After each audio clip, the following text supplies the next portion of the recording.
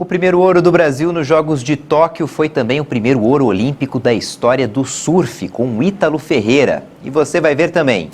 A Anvisa vai avaliar o uso emergencial de mais uma vacina chinesa contra a Covid. 7 em cada 10 adultos dos países da União Europeia já tomaram pelo menos uma dose das vacinas. Ciro Nogueira se reuniu hoje com Jair Bolsonaro e foi confirmado no Ministério da Casa Civil. Uma nuvem de areia engoliu uma cidade chinesa. Você vai ver a partir de agora.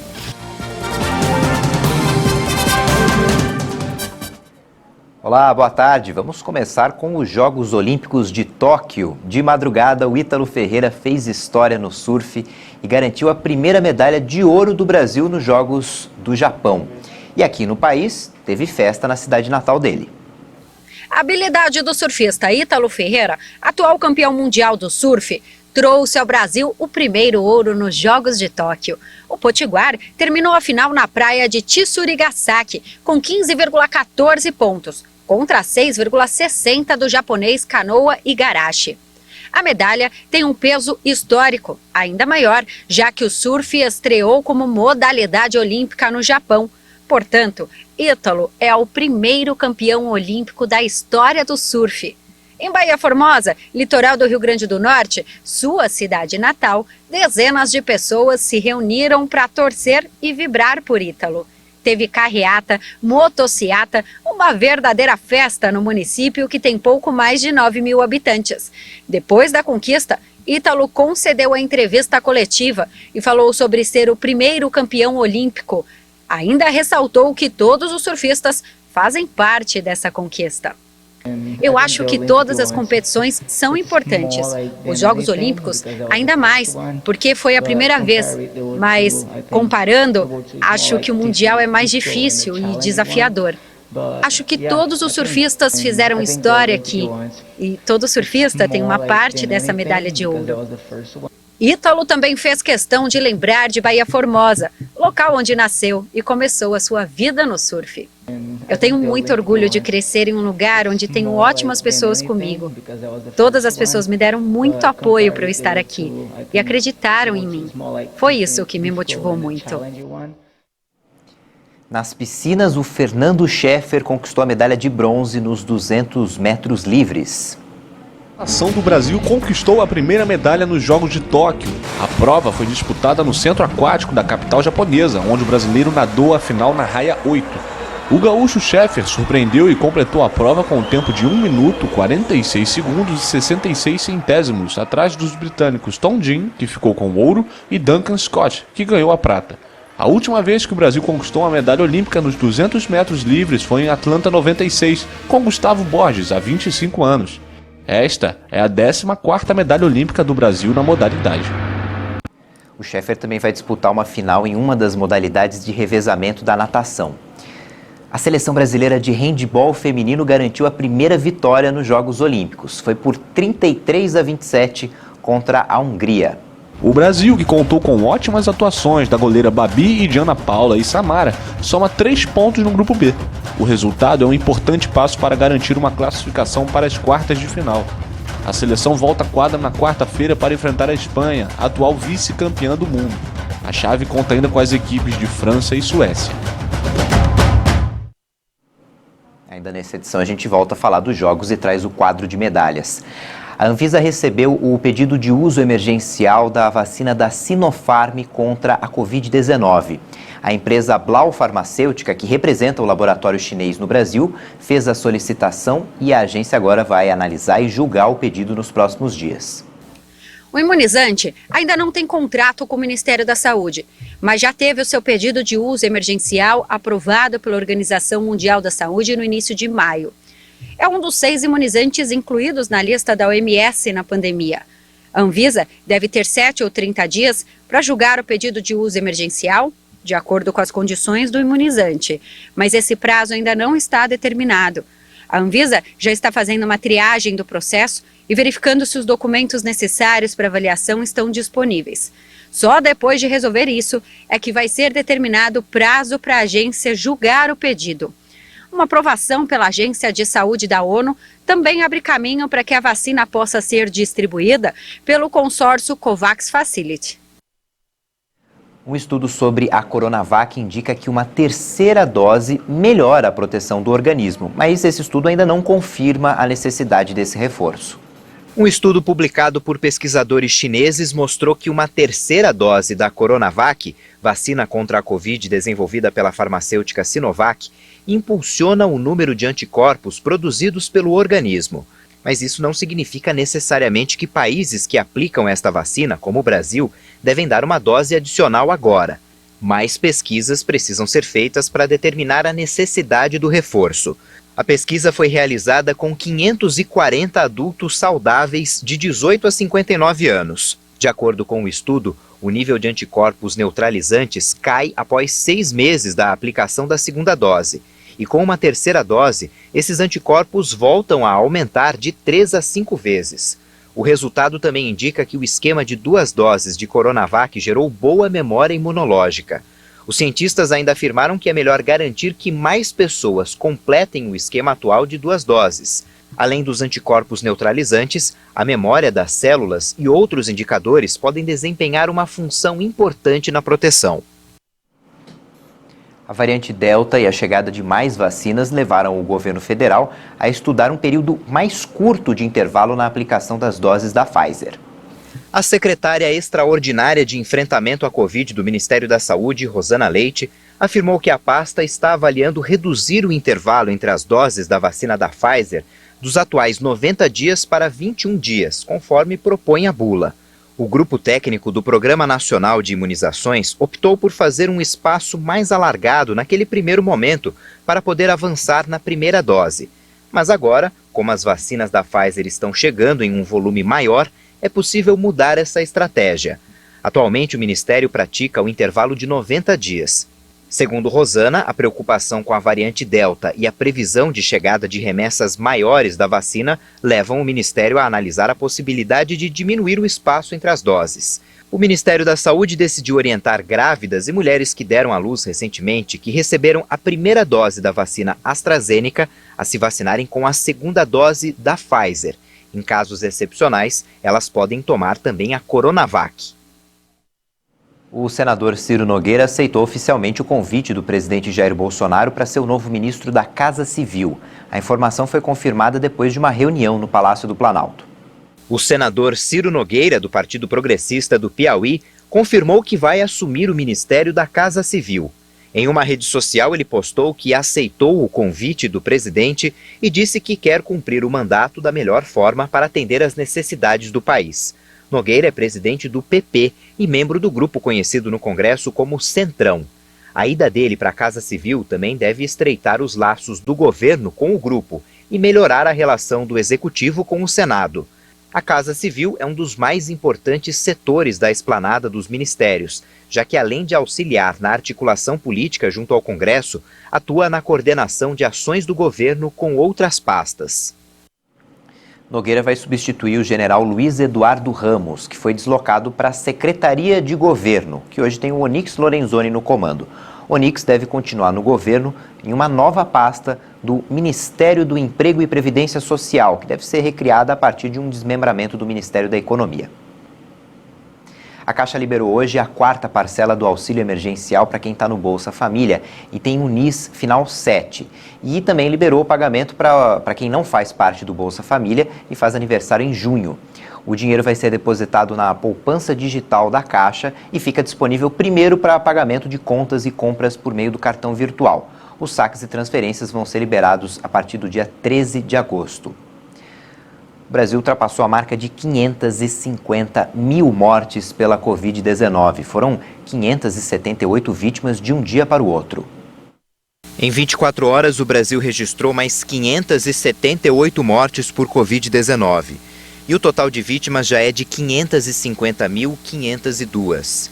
Também foram registrados 18.999 casos da doença em um dia. Desde o início da crise sanitária, são mais de 19.707.000 diagnósticos pelo coronavírus. A média de mortes por Covid-19 nos 7 dias foi de 1.107 vítimas diárias. Em comparação com a média de 14 dias atrás, a variação foi de menos 13% e aponta a tendência de estabilidade. De acordo com os números oficiais, a média diária de novos casos está em 45.117. Isso representa uma variação de 7% em relação aos casos registrados na média há 2 semanas, o que indica estabilidade. No mapa da Covid por regiões, podemos verificar que hoje 4 estados apresentaram alta nas mortes: Acre, Goiás, Pernambuco e Piauí. Em estabilidade estão 10 unidades da federação: Amapá, Amazonas, Distrito Federal, Espírito Santo, Mato Grosso do Sul, Minas Gerais, Pará, Rio de Janeiro e São Paulo. Em queda hoje estão 13 estados: Alagoas, Bahia, Ceará, Maranhão, Paraíba, Paraná, Rio Grande do Norte, Rio Grande do Sul, Rondônia, Roraima, Santa Catarina, Sergipe e Tocantins. O prefeito de São Paulo, Ricardo Nunes, sancionou a lei que coloca no fim da fila quem escolher a marca da vacina contra a Covid. Quem for retirado do cronograma de vacinação por esse motivo vai ser incluído novamente na programação depois do fim da vacinação dos outros grupos. A recusa vai ficar registrada no cadastro do paciente na rede municipal de saúde para que ele não possa ir a outro posto. A nova regra também vale para aqueles que estão inscritos na xepa da vacina. As exceções são apenas para gestantes ou quem deu à luz há pouco tempo e quem tiver comorbidade comprovada por recomendação médica. O Brasil já aplicou mais de 134 milhões e meio de doses de vacinas até agora. Foram 1.400.000 em um dia. 96 milhões e 400 mil brasileiros tomaram a primeira dose. Isso equivale a 45,5% da população. Mais de 38 milhões e 110 mil pessoas tomaram a segunda dose, ou 18% da população brasileira. Os dados são do Ministério da Saúde e das Secretarias Estaduais de Saúde. Depois do intervalo, você vai ver a imensa nuvem de areia que invadiu uma cidade chinesa. A gente volta já.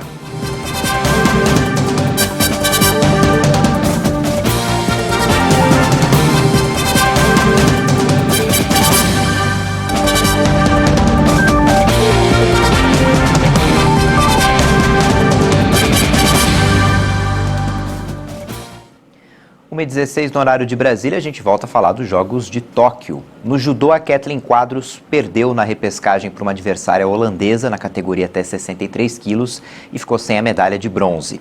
No vôlei de praia, Evandro e Bruno Schmidt venceram a dupla do Marrocos, a Bicha e El Graio, por 2-0 e os brasileiros garantiram uma vaga nas quartas de final. Na natação, o Brasil conquistou vaga em 2 finais. O quarteto formado pelo Luiz Altamir, o Fernando Scheffer, que ganhou bronze, o Murilo Sartori e o Breno Correia, ficou na 8ª posição nas eliminatórias e assim garantiu vaga na decisão do revezamento 4 por 200 metros livre. No 800 metros livres, o Guilherme Costa ficou em segundo na bateria dele e garantiu vaga na briga por medalhas com o 5º melhor tempo no geral. A final do revezamento vai ser de madrugada, na madrugada de hoje para amanhã. E a dos 800 metros livres vai ser amanhã às 10h30 da noite no horário de Brasília. No futebol feminino, a seleção brasileira venceu a Zâmbia por 1-0 e conquistou a classificação para as quartas de final. O Brasil terminou a fase de grupos com 7 pontos, a mesma pontuação da Holanda, que tinha um saldo melhor, goleou a China por 8-2 e ficou com o primeiro lugar no grupo. Na próxima sexta-feira, a seleção vai enfrentar o Canadá.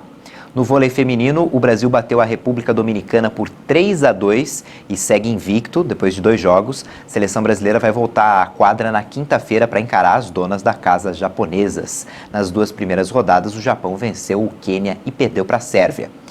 No tênis de mesa, o Hugo Calderano conseguiu uma classificação inédita para as quartas de final. Ele venceu o sul-coreano Jang Woo-jin.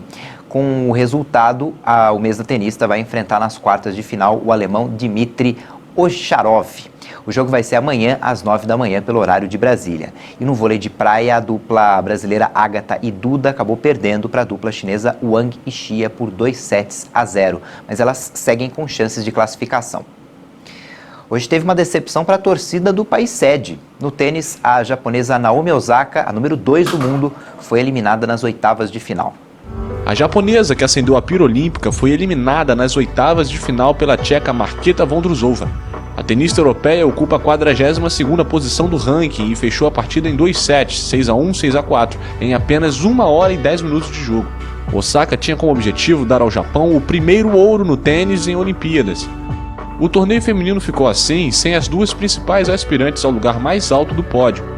A atual número 1 do mundo, a australiana Ashley Barty, foi eliminada na estreia pela espanhola Sara Sorribes.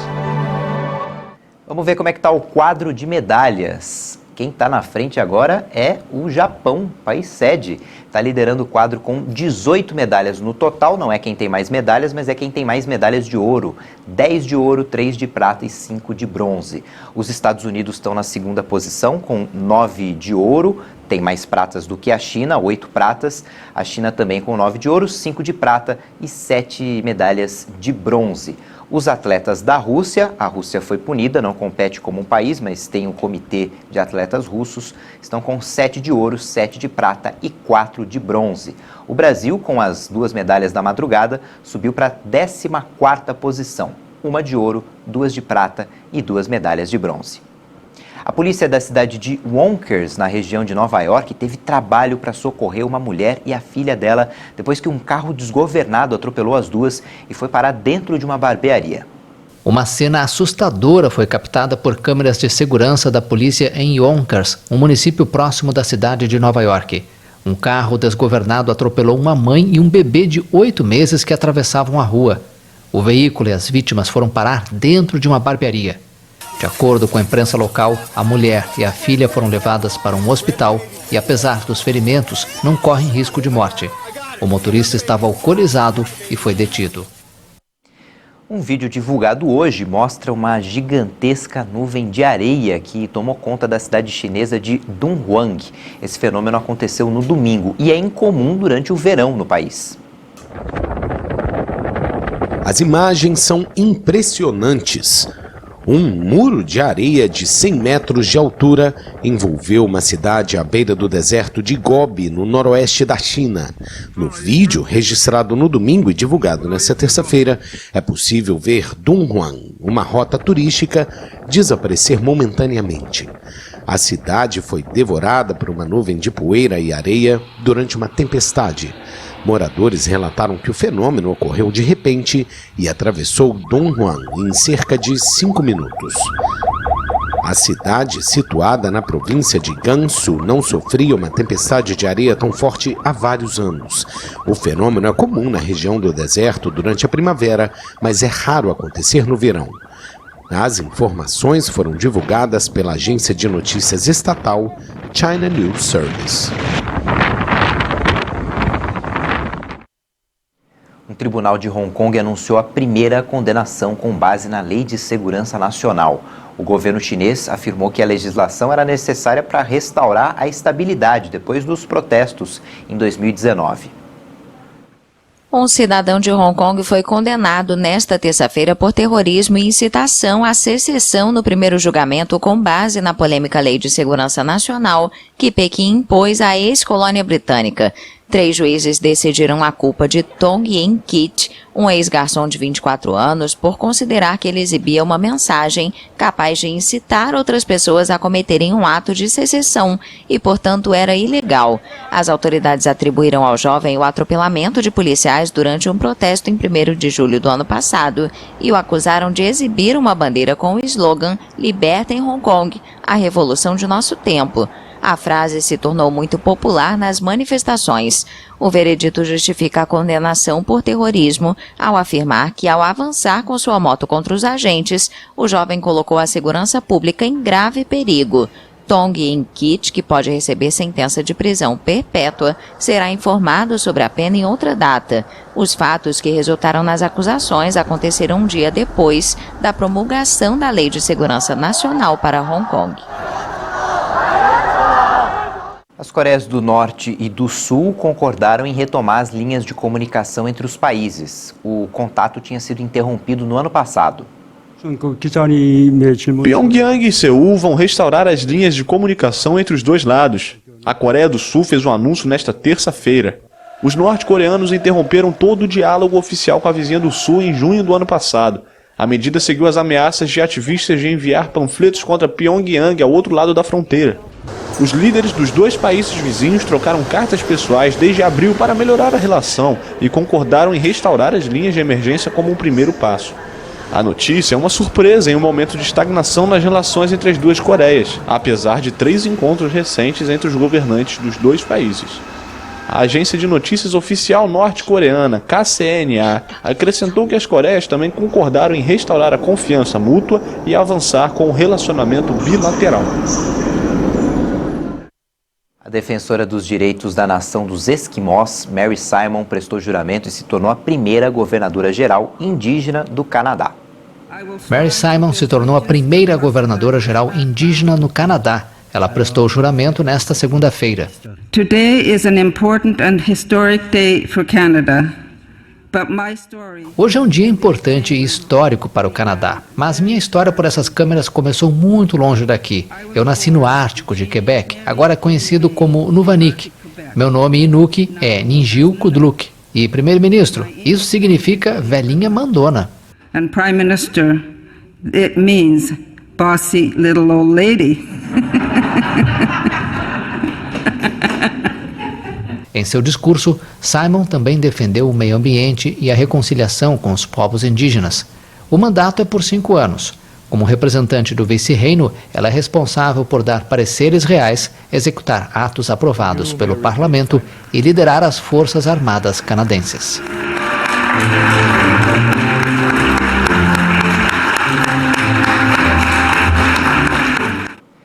E essa edição fica por aqui, mas no YouTube você pode rever as nossas reportagens. Já já tem outras informações com a Juliana Dariva. Tchau, boa tarde.